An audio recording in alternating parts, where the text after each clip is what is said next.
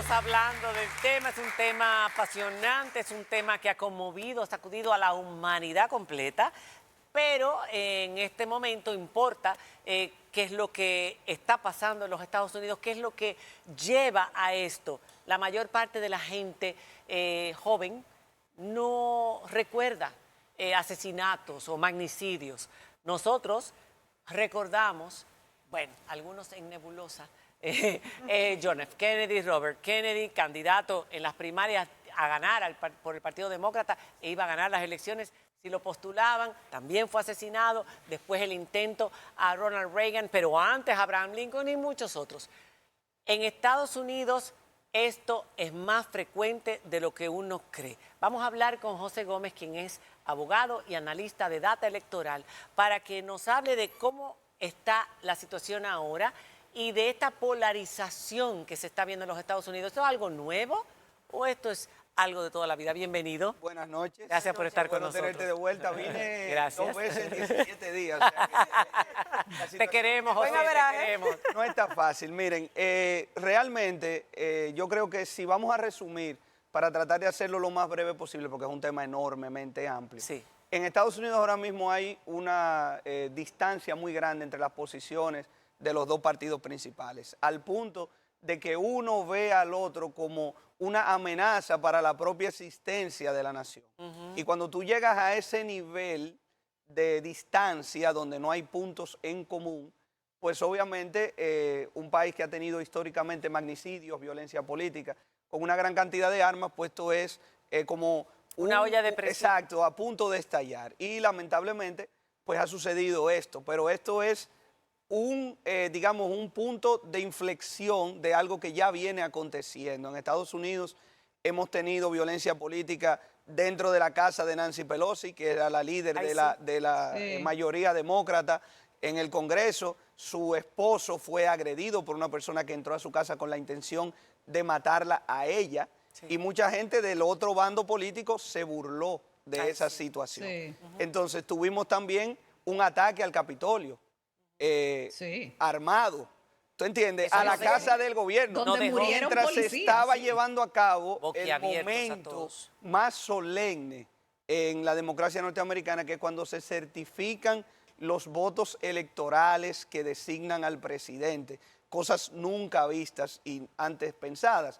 O sea que de todo lo que ha acontecido, y se va a oír duro, pero de todo lo que ha acontecido en los últimos años, lo menos extraño es un magnicidio, porque eso había sucedido anteriormente. Lo que pasa es que nosotros no lo habíamos visto, en este caso un intento de magnicidio.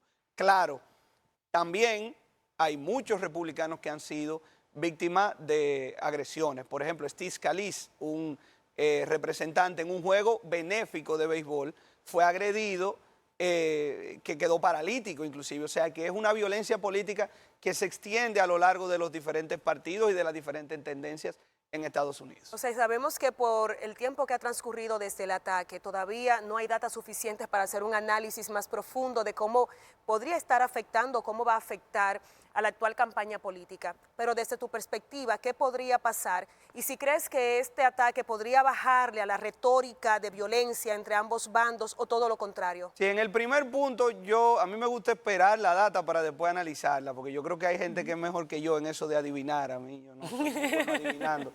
No juego palé ni la lotería, pero la realidad es que hasta ahora, en los últimos 3 o 4 meses, no ha habido una encuesta seria, te estoy hablando de antes del debate porque lo hablamos aquí, sí, claro, antes del debate y después del debate ni hablar. No ha habido una encuesta seria que muestre a Joe Biden en una posición de dominio en las elecciones. Estuvieron empatados durante mucho tiempo. Cuando hablamos aquí antes del debate, Trump estaba ligeramente por encima, pero dentro del margen de error.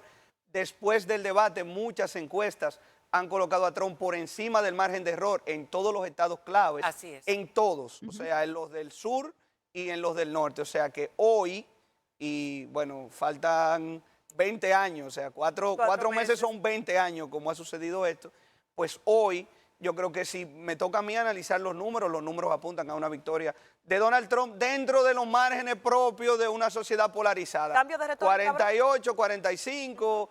48, 44. O sea, no hay manera de que ese margen aumente. Muy difícil. Tendría que producirse un completo descalabro del Partido Demócrata que abandonen su candidato, cosa que todavía puede suceder. Pero está Hoy eso está detenido, pero el debate de si Biden debe ser un Era candidato antes está en proceso y no ha Sí. terminado. Con lo de la retórica, yo no tengo eso no mucha se esperanza. Lo van a bajar por un par de días, pero el vicepresidente... Llamaron a la unidad, los dos. El vicepresidente que acaba de nombrar Donald Trump, 3 minutos después del atentado, cuando no se sabía nada, puso un tuit diciendo que la retórica de Joe Biden había provocado el atentado. Oh, sí. Entonces ya eso te dice... Sí. ¿Por dónde va la Ya, cosa? por ahí va, pero vamos a ver muy justamente difícil ese que baje. caso, Y del otro la lado no designación creo ha que hecho baje Donald tampoco. Trump de este candidato que para mucha gente puede ser un desconocido, de J.D. Vance.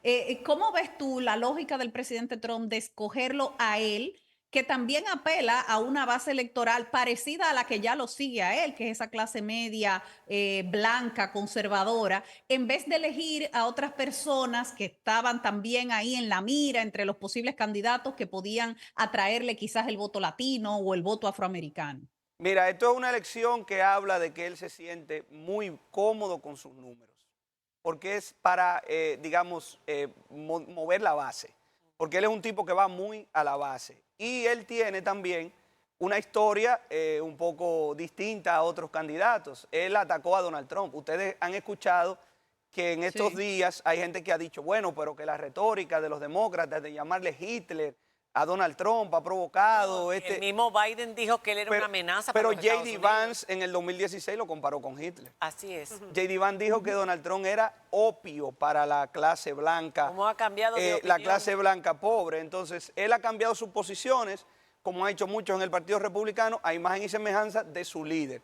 Porque hoy el que diga que Donald Trump no es el líder del Partido Republicano absoluto, como desde Reagan los republicanos no tenían un líder, pues está diciendo mentiras y todos han ido moviéndose hacia sus posiciones y tal es el caso de J.D. Vance. Y ahí viene mi pregunta, algo que me preocupa y preocupa incluso a la gente que no es demócrata, a los demócratas simpatizantes del partido también, porque yo he escuchado sobre todo en el mundo artístico, Robert De Niro, Meryl Streep, son muchos los artistas que se han pronunciado contundentemente en contra de Trump. Le ven visos de una persona que quiere perpetuarse, que una vez tome el poder en esta segunda Bueno, que legislatura. él dijo que perdón, él en va a esta ser un dictador en el día 1, lo dijo él. Que me expliques tú en qué consiste, cuando ustedes escuchan, que no se había escuchado eso en los Estados Unidos, un movimiento con el nombre de un candidato y como el trumpismo, así como nosotros hemos oído trujillismo, chavismo, eso lo asociamos. Balaguerismo. Eso lo asociamos. Yo creo que en realidad yo no lo A los- asociaría necesariamente con una posición autoritaria, porque hay posiciones que han sido... Eso le da mucho poder a una persona. Lo que pasa es que es una posición, digamos, una ideología política alrededor del pensamiento político de una persona. No del partido. Más que de un movimiento. Y la realidad es que el trumpismo, si tú lo fueras a definir, no es la ortodoxia republicana. Porque Donald Trump está en contra de cosas que los republicanos han apoyado durante toda la historia. Incluso Donald Trump es más moderado en algunas cosas que los republicanos, por ejemplo, en tema de aborto, por ejemplo, en tema de derechos de los homosexuales a casarse, es más moderado que los republicanos. En tema económico, por ejemplo, a Donald Trump no le importa la estabilidad fiscal. O sea, Donald Trump no tiene que ver con que haya o no haya déficit.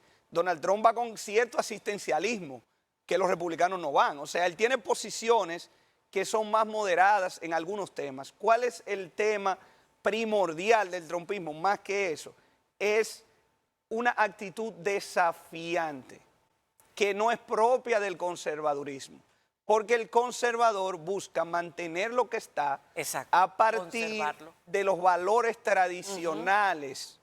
Tú sabes. Esto va más allá. Y esto es una actitud de preservarlo, pero siendo agresivo contra el rival. Y eso ha encontrado, digamos, un hueco que los republicanos necesitaban llenar después de perder con gente muy conservadora tradicional 2 elecciones consecutivas contra Barack Obama.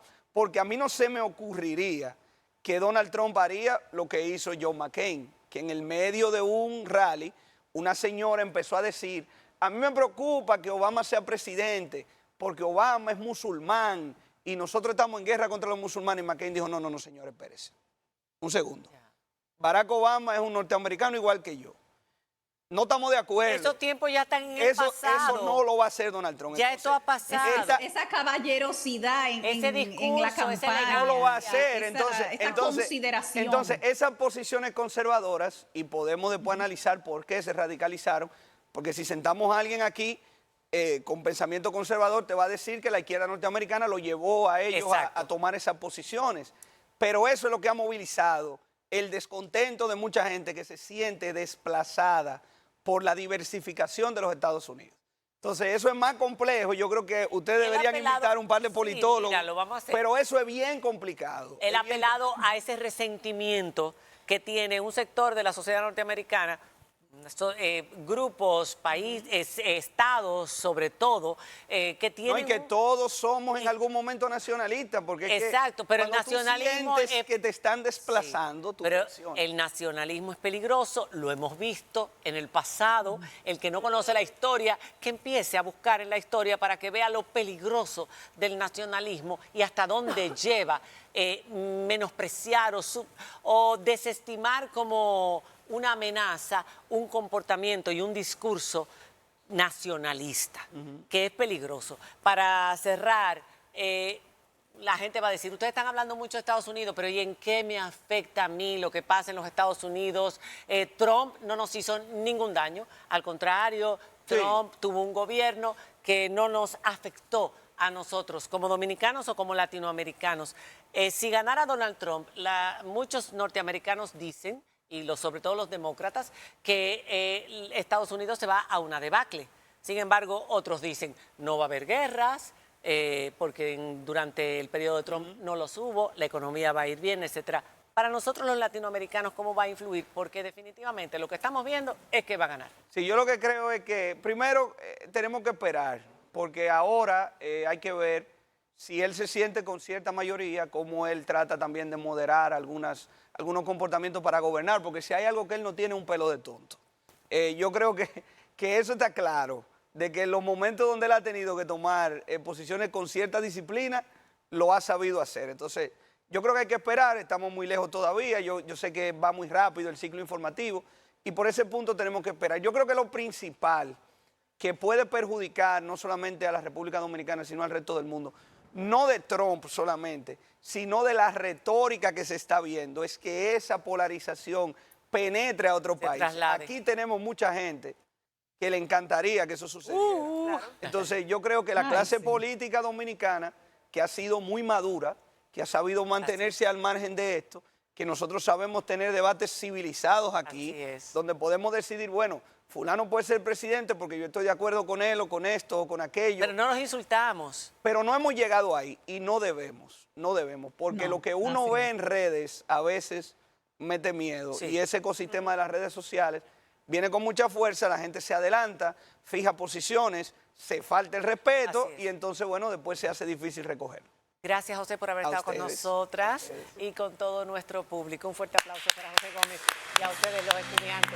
Ya regresamos después de la pausa. Tenemos una artista Nobel muy interesante. Cuando regresemos de la pausa. Ya vamos.